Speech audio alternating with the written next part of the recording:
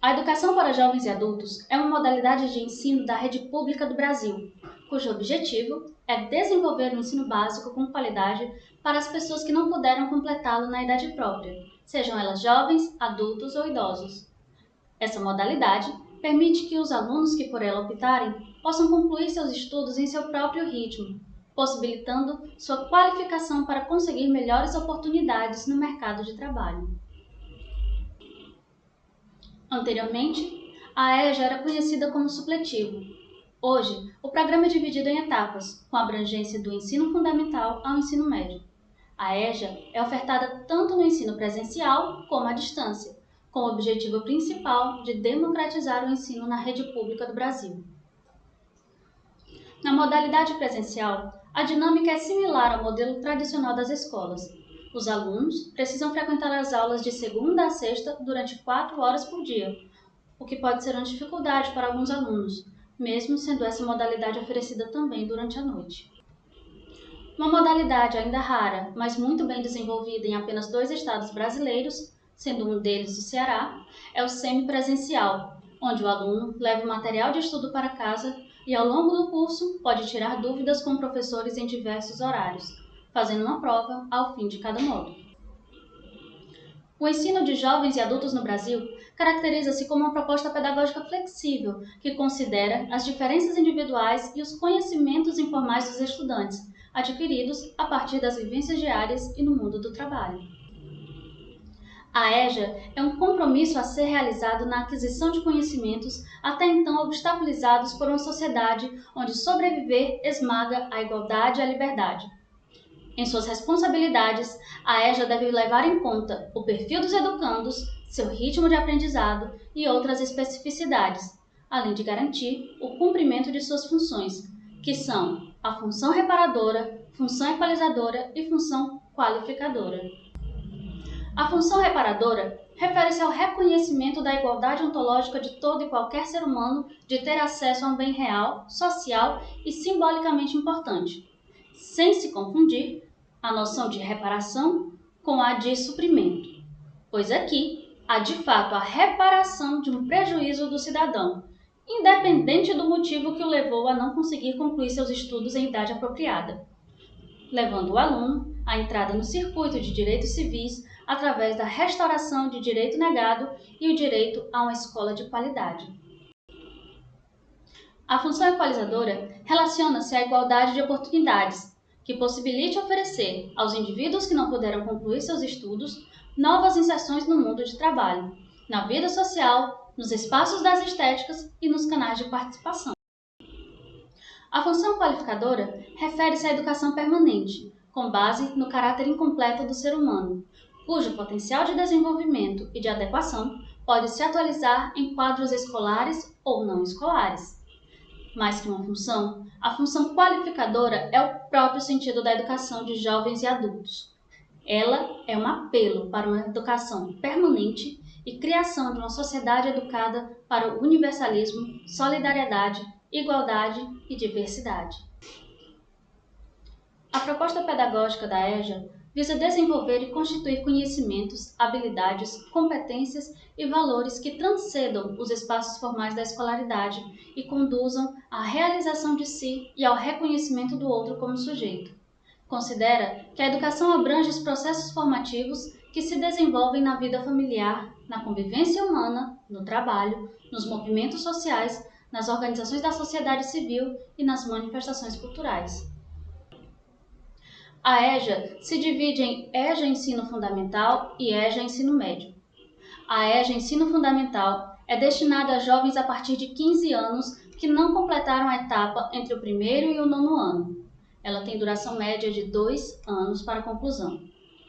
A EJA Ensino Médio é destinada a alunos maiores de 18 anos, que não completaram o ensino médio, que é a etapa que completa a educação básica no Brasil.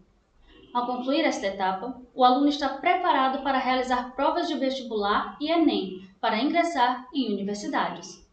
O tempo médio de conclusão é de 18 meses.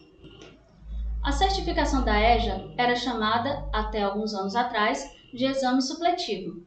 A prova avalia as competências dos estudantes para a obtenção do certificado de conclusão do ensino fundamental ou ensino médio. Quem estudou por conta própria ou por outros programas que não tenham ligação com a EJA também pode inscrever-se nesses exames para conquistar o certificado. A prova EJA Ensino Fundamental é realizada pelas secretarias municipais ou estaduais de educação. O aluno deve informar-se em seu município sobre as datas e documentos necessários para a inscrição, assim como sobre o dia e o local da prova. A inscrição é gratuita e o aluno precisa ter pelo menos 15 anos para realizar o exame e pleitear o certificado da EJA. Assim como para o ensino fundamental, a prova EJA Ensino Médio também pode ser realizada pelas secretarias municipais ou estaduais de educação. O Exame Nacional para a Certificação de Competências de Jovens e Adultos, o ENSEJA, foi realizado pela primeira vez em 2002, para aferir competências, habilidades e saberes de jovens e adultos que não concluíram o ensino fundamental ou ensino médio na idade adequada. O INEP transferiu a certificação do ensino médio para o Exame Nacional do Ensino Médio, o ENEM, em 2009. Tendo o mesmo critério de idade e exigindo do participante nota superior a 450 pontos em cada prova objetiva e 500 na redação. Para a certificação do ensino médio, o ENSEJA ficou restrito a brasileiros no exterior. Em 2017, o Ministério da Educação, o MEC, decidiu adotar novamente o ENSEJA para a certificação do ensino médio. O motivo é que o Enem se tornou uma porta de entrada para a universidade, não sendo o melhor meio de avaliar os conhecimentos dos participantes que desejam concluir a educação básica. O ENSEJA é realizado pelo INEP em colaboração com as secretarias estaduais e municipais da educação. O exame é aplicado pelo INEP, mas a emissão de certificados e declaração de proeficiência é de responsabilidade das secretarias estaduais de educação e institutos federais de educação, ciência e tecnologia e FIC que firmaram o termo de adesão ao ENSEJA.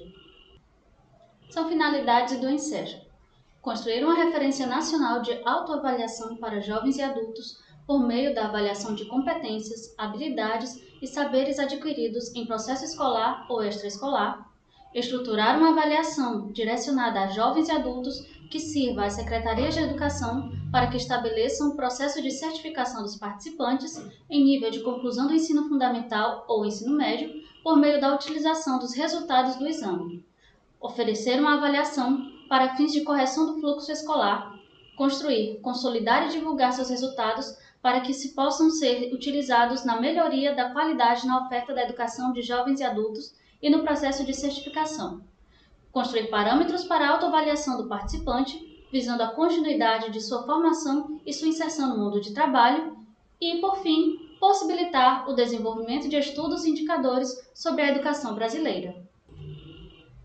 Para que se chegasse à sua atual configuração, a EJA passou por diversos percalços, que, especialmente a partir de meados do século XX, estavam ligados às lutas sociais em prol da educação popular.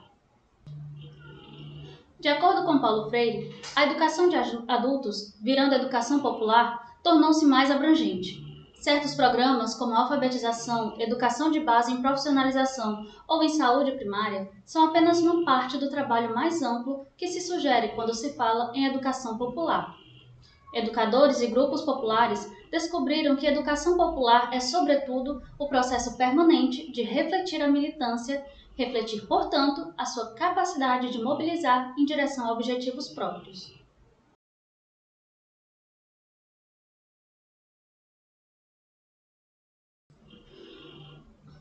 Em 1549, os jesuítas. O início da educação de jovens e adultos no Brasil tem seu mais antigo registro com a atuação dos jesuítas, que, através da tentativa de catequizar os nativos, os instruíam dentro da perspectiva de normas, leis, ofícios e religião europeia, não distinguindo adultos ou crianças, já que para os catequizadores todos eram vistos como aculturados e inocentes, necessitando de uma intervenção para salvar-lhes as almas. A educação dada pelos jesuítas tinha preocupação com os ofícios necessários ao funcionamento da economia colonial, constando de trabalhos manuais, ensino agrícola e, muito raramente, leitura e escrita. Ressalto aqui registro, pois não foi feita pelos produtores deste vídeo uma pesquisa mais aprofundada acerca das manifestações educativas dos indígenas antes da chegada dos europeus neste continente. 1759, o período pombalino. Em 1759, os jesuítas foram expulsos do Brasil pelo Marquês de Pombal.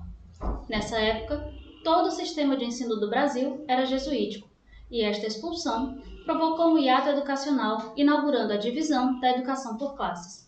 De acordo com o pesquisador Strello, as aulas régias, latim, grego, filosofia e retórica, ênfase da política pombalina, eram designadas especificamente aos filhos dos colonizadores portugueses, brancos e masculinos, excluindo-se assim as populações negras e indígenas. Com isso, desapareceram da historiografia registros que pudessem nos indicar que adultos dessa época recebessem algum tipo de instrução que não fosse apenas o necessário para alguma atividade laboral. 1824. Primeira Constituição Brasileira, a Imperial. Outorgada em 1824, a primeira Constituição Brasileira tratava de maneira breve e ampla um movimento sobre a educação.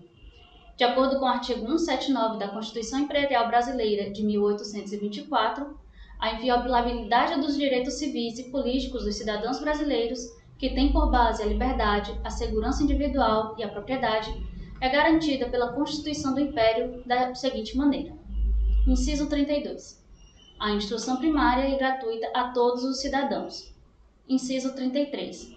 Colégios e universidades, onde serão ensinados os elementos das ciências, belas letras e artes. O direito à educação, previsto na Constituição Federal, era excludente, já que no artigo 6 da definição, a definição de quem podia ser considerado cidadão excluía os escravos. Além do mais, esse direito de instrução primária e gratuita a todos os cidadãos, assegurado pela Constituição, nunca chegou a sair do papel. Apesar de não ter sido efetivada, essa lei abriu caminho para o maior interesse legal sobre a educação pública no Brasil. 1878. Cursos noturnos para homens. No período imperial, 1822 a 1889, a partir do Decreto 7.031, de 6 de setembro de 1878, foram criados cursos noturnos para adultos analfabetos nas escolas públicas de educação elementar para o sexo masculino no município da Corte. 1891. Primeira República do Brasil. Na Constituição de 1891, a primeira da era republicana, ficou delegada às províncias e aos municípios a responsabilidade pelo ensino básico, tendo a União a responsabilidade maior com o ensino secundário e superior. No século XX, houve grande mobilização social para acabar com esse mal, o analfabetismo. Nas primeiras décadas do século XX, a preocupação com a alfabetização de adultos se tornou mais intensa e favoreceu o surgimento de várias campanhas e programas, alguns deles promovidos por associações intelectuais e outros pelos próprios estados e municípios. 1915, Liga do Analfabetismo no estado do Rio de Janeiro. Nas décadas de 1920 e 1930, a população, assim como os educadores, passaram a exigir maior atenção das políticas públicas para a educação de jovens e adultos, num movimento que expressa a força da manifestação popular. Os renovadores da educação passaram a exigir que o Estado se responsabilize definitivamente pela oferta desses serviços. O Brasil começa nessa época seu processo de industrialização e urbanização, aumentando com isso a necessidade de alfabetizar e instrumentalizar a população. 1934. Constituição Federativa de 1934. É nessa Constituição que a educação de jovens e adultos passa a ser tratada de forma mais sistematizada a partir da criação do Plano Nacional de Educação, PNE. Nessa época, pela primeira vez, a EJA foi vista para além do mecânico ato de ler e escrever. Nela, a educação era voltada para a conscientização. Década de 60. A ditadura. No ano de 1964, o Ministério da Educação cria o Programa Nacional de Alfabetização de Adultos, organizado por Freire, baseando-se em sua experiência em Angicos. Essa, como outras experiências da EJA no Brasil, foi rapidamente extinta, sobretudo durante o período militar, como, por exemplo, o CIREPA, Sistema de Rádio Educativo da Paraíba, que durou de 59 a 69 e seu sucesso se espalhou pelo país. 1967 a 1985. Nessa época, o Brasil teve o MOBRAL, Movimento Brasileiro de Alfabetização. O MOBRAL foi um órgão do governo brasileiro instituído pelo Decreto número 62.455, de 22 de março de 1968, na ditadura militar. Embora formalmente criado em 68, o Mobral só foi efetivamente implementado a partir de 1971. O programa foi extinto em 1985 e substituído pelo Projeto Educar. As metas iniciais previstas, no entanto, ficaram longe de serem atingidas. 1970. Projeto Minerva. Provavelmente baseado no Cirepa, o Projeto Minerva foi um programa de rádio brasileiro elaborado pelo governo federal e que teve por finalidade educar pessoas adultas. Sua divulgação foi decorrente de um decreto presidencial e uma portaria interministerial de número 408/70, que determinava a transmissão de programação educativa em caráter obrigatório por todas as emissoras de rádio no país. Esta obrigatoriedade foi fundamentada na Lei 5.692/71. 1989. Fundação Educar. A Fundação Educar, como dito anteriormente, substituiu o falido Mobral e continua em voga até hoje. 1988. É promulgado a Constituição Federal de 1988. É ela quem garante, no título dos direitos individuais e coletivos, o direito à educação a todos os cidadãos brasileiros, visto que o artigo 208 diz que o dever do Estado com a educação será efetivado mediante a garantia de, inciso 1º, ensino fundamental, obrigatório e gratuito, assegurada inclusive sua oferta gratuita para todos os que a ele não tiveram acesso na idade própria. Brasil, 1988. 1996. Lei 9.394 de 96. É instituída a nova LDB, Lei de Diretrizes e Bases. Esta é a lei que está em voga até hoje, embora com algumas alterações, e nela se reafirma a necessidade de um EJA gratuito que garanta o acesso e a permanência dos jovens e adultos nas escolas públicas. Na LDB, a seção 5 trata da educação de jovens e adultos. Artigo 37. A educação de jovens e adultos será destinada àqueles que não tiveram acesso ou continuidade de estudos nos ensinos fundamental e médio na idade própria, e constituirá instrumento para a educação e aprendizagem ao longo da vida. Parágrafo 1º. Os sistemas de ensino assegurarão gratuitamente aos jovens e aos adultos que não puderam efetuar os estudos na idade regular oportunidades educacionais apropriadas, consideradas as características do alunado, seus interesses, condições de vida e de trabalho, mediante cursos e exames. Parágrafo 2º. O poder público viabilizará e estimulará o acesso e a permanência do trabalhador na escola, mediante ações integradas e complementares entre si. Parágrafo 3º. A educação de jovens e adultos deverá articular-se preferencialmente com a educação profissional, na forma do regulamento. Esse parágrafo foi incluído pela Lei nº 11.741, de 2008. Artigo 38. Os sistemas de ensino manterão cursos e exames supletivos, que compreenderão a Base Nacional do comum do Currículo, habilitando ao prosseguimento de estudos em caráter regular. Parágrafo 1º. Os exames a que se refere este artigo realizar-se-ão, inciso 1º, no nível de conclusão do ensino fundamental para os maiores de 15 anos. Inciso 2º, no nível de conclusão do ensino médio para os maiores de 18 anos. Parágrafo 2º. Os conhecimentos e habilidades adquiridos pelos educandos por meios informais serão aferidos e reconhecidos mediante exames. 2005. Em 2005, foi criado o Programa de Integração da Educação Profissional ao Ensino Médio na modalidade EJA. Em 2006, houve a ampliação desse mesmo programa para PROEJA, Programa Nacional de Integração da Educação Profissional com a Educação Básica no EJA. As políticas públicas em curso que estão voltadas à educação de jovens e adultos no Brasil atualmente são Brasil Alfabetizado, Pró-Jovem, Fazendo Escola e Novo Fundeb.